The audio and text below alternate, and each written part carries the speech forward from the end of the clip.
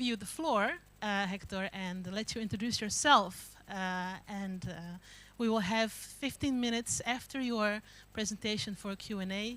And then you will be also, maybe we'll be able to see, or maybe you are already able to see the audience. I'm not sure. This is very high tech for me. It's too high tech for me.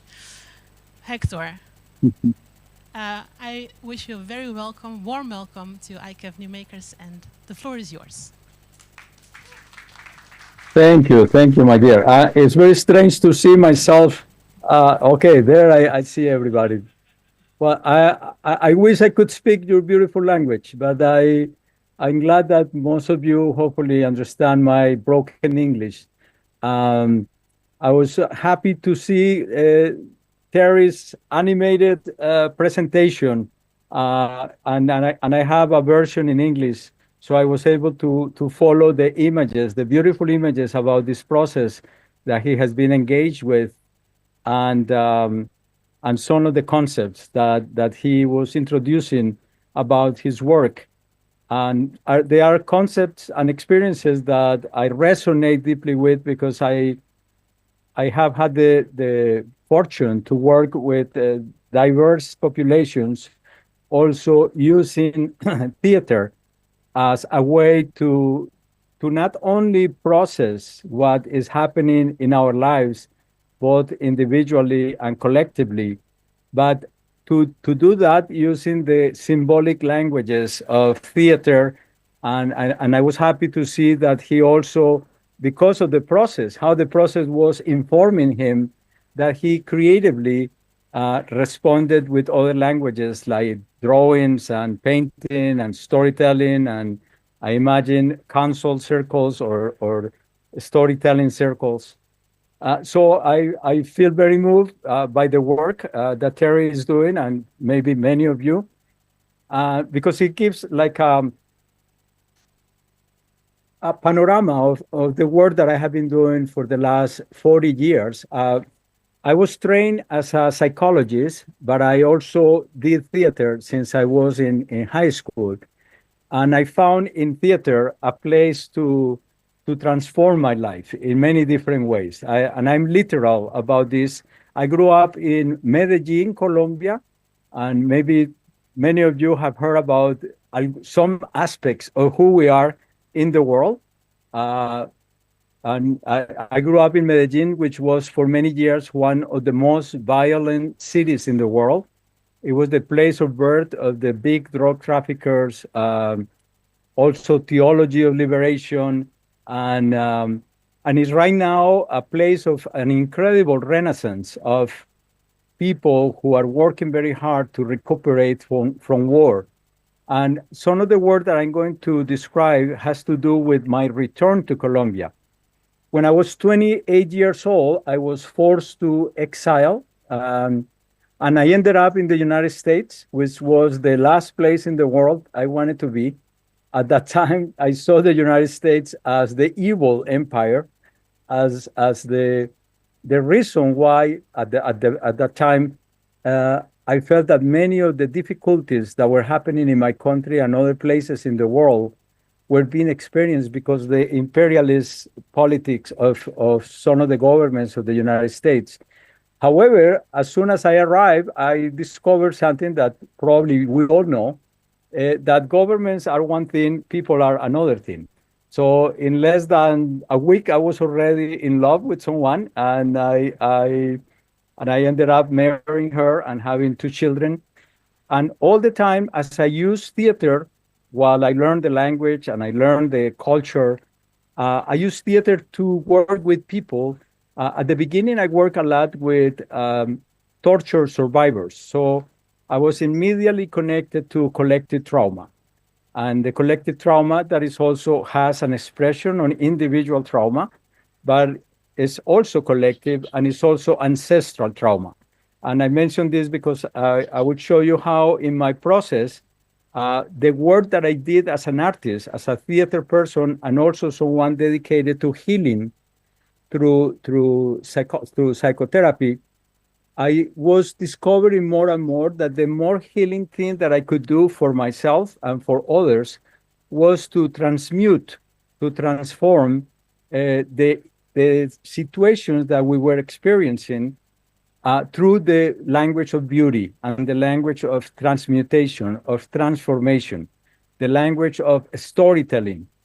I discovered, and even in my own personal story, that as I use my story as the source to create my plays, and the stories of the people I work with, be gang members. I work a lot with youth who were in the gangs as an attempt to be initiated into the world. The problem that is that initiation was not an initiation into life. It was an initiation into cults of death. Or I work in prisons. I work a lot in the prisons in California. And I work with immigrants from all over the world. And finally, when the Abu Ghraib photographs came out, remember American soldiers in Iraq and Afghanistan who took photographs of themselves as they torture people. That led me to the creation of a short monologue called Nightwing, in which I told my story of torture in Colombia. And I also told the story of my brother who was kidnapped, tortured, and killed by the paramilitary death squads here in Colombia. And that somehow, to tell my story, to use my personal nightmare and transform it into a story, opened the doors of the world. I started traveling, and I ended up doing that play in more than 50 countries. And it allowed me to also share the techniques that I was using in Los Angeles with the many different groups that I was working with, both as an artist and as a therapist. And in that process, and I want to connect this with Terry's.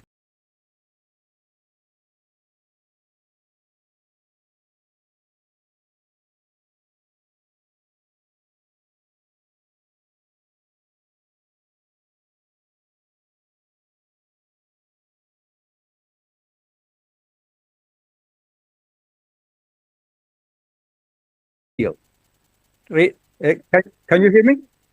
Okay. Okay. Okay. Wow. Okay. Okay. Well, well, I connected in many different ways. I love that he began by having a sense of what he wanted to do, and that was constantly transformed by the process and transformed by the group. I love something that he says, that the focus was not on the limitations. The focus was in how we use these apparent limitations and find the unique language that this group, and each one of the people that are part of the group, had to transform life, have to tell their stories. And these are stories of transformation, not only on stage. The transformation is experienced during the creative process. Because in the creative process, my experience is that we use our own stories. We don't need to tell the story on stage, although we can also do that. But at the end, the story that we end up telling is the story of no one, and is the story of everybody. You know, somehow it's like a modern myth. The myths are that strange form that tells stories of things that never happen, but are always happening. So it's a strange connection of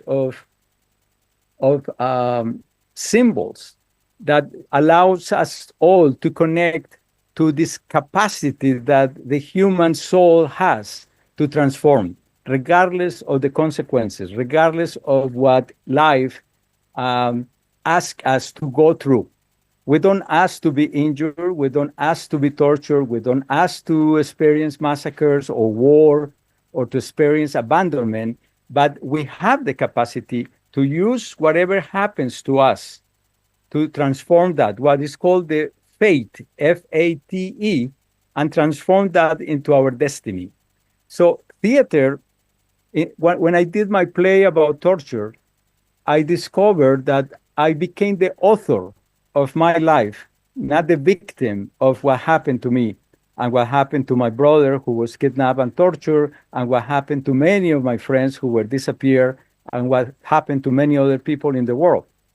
And so with that awareness, I traveled to many, many different places. I ended up working mostly in war zones and areas affected by natural disasters, by hurricanes, by earthquakes, by experiences like that, where the unraveling of nature creates a great havoc among humans and more than human world.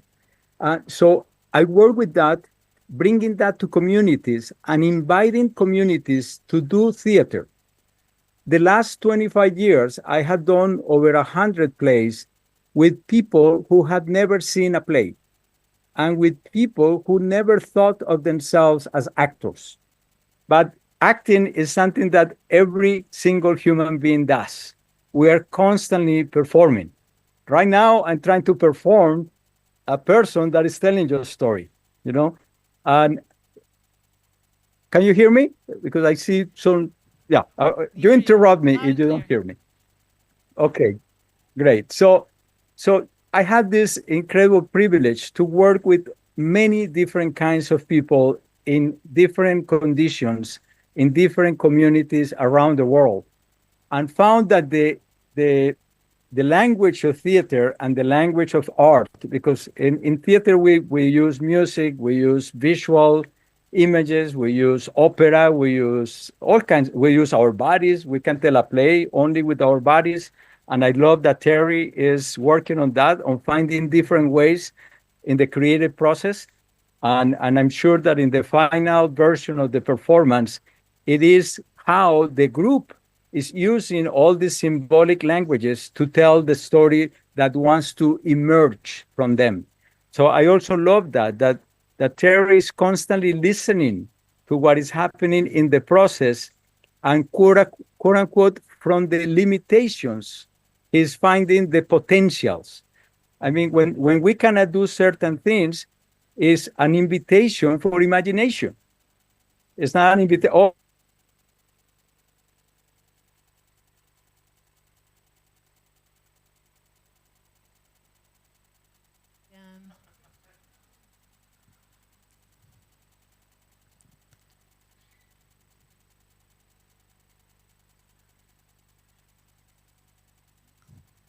It's like Netflix when it stops with the cliffhanger.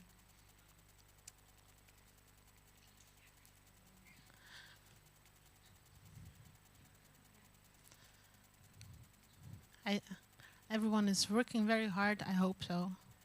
In the background to get the connection. It's Colombia is far away. Yeah, and hey.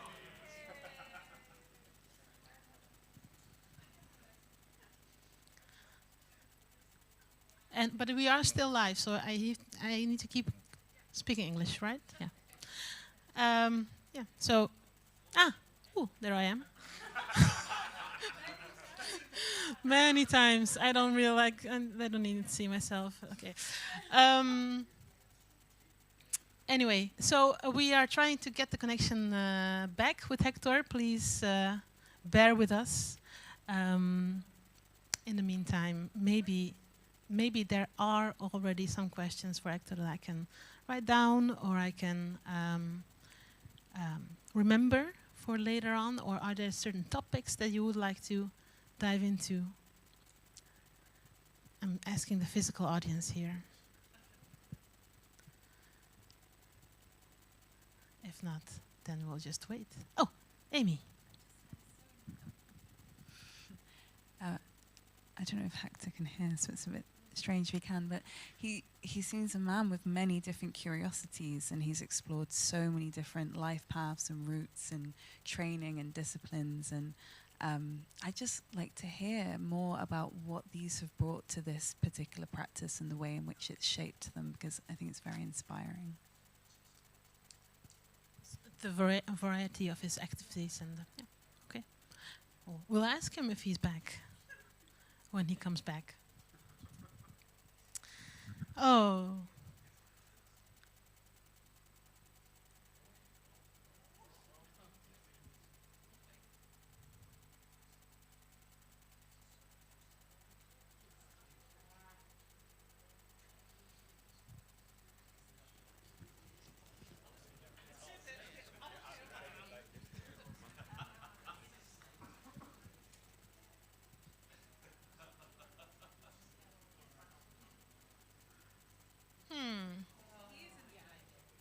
He's in the jungle. I mean, it was already pretty impressive. Note to self, record next time, pre-record.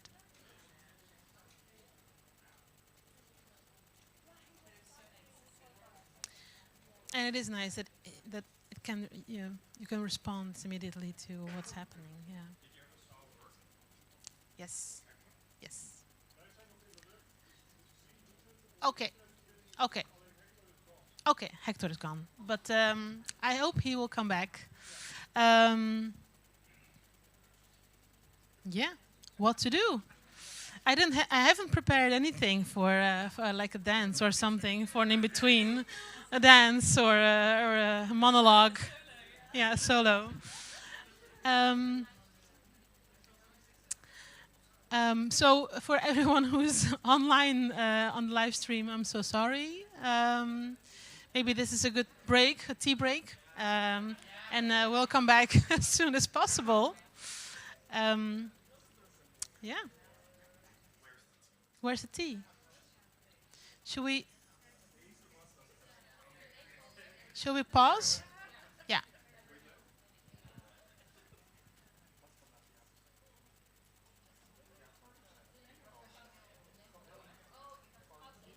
Yeah. So we're going to have a small break, also on the live stream, and then come back later.